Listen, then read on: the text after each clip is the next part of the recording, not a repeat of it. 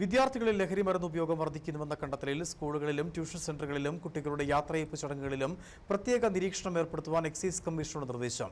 കുട്ടികൾ ഒത്തുകൂടുന്ന ബസ് സ്റ്റോപ്പുകൾ, കടകൾ, ഐസ്ക്രീം പാർലറുകൾ എന്നിവിടങ്ങളിൽ സംശയം തോന്നിയാൽ പ്രത്യേക സംയുക്ത പരിശോധനയും നടത്തും.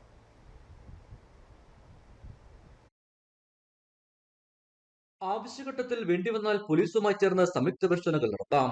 യാത്രയയപ്പ് ചടങ്ങുകളിൽ ഭക്ഷണം നടക്കാറുന്ന വ്യാജേന ആരെങ്കിലും എത്തുന്നതായി സംശയം തോന്നിയാൽ എക്സൈസ് ഇൻസ്പെക്ടർ നേതൃത്വത്തിൽ നിരീക്ഷണം നടത്തണം.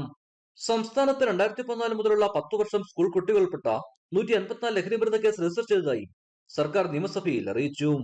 അതേസമയം സംസ്ഥാനത്ത് മദ്യത്തിന്റെ വിൽപ്പന കുറയുകയാണെന്നാണ് കണക്ക്. 2022-23 വർഷത്തെ വിൽപ്പനയുമായി താരതമ്യം ചെയ്യുമ്പോൾ 2023-24 ഇന്ത്യൻ നിർമ്മിത വിദേശമദ്യം 3.14 ലക്ഷം കേസിന്റെയും ബിയർ 7.82 ലക്ഷം കേസിന്റെയും കുറവുണ്ടായതായിട്ടാണ് കണക്കുകൾ സൂചിപ്പിക്കുന്നത്. 2014 മുതൽ 24 വരെ 8,55,794 പരിശോധനകളിലായി എക്സൈസ് പിടിച്ചെടുത്ത ലഹരി വസ്തുക്കൾക്ക് രാജ്യാന്തര വിപണിയിൽ 544 കോടി രൂപ വില വരും.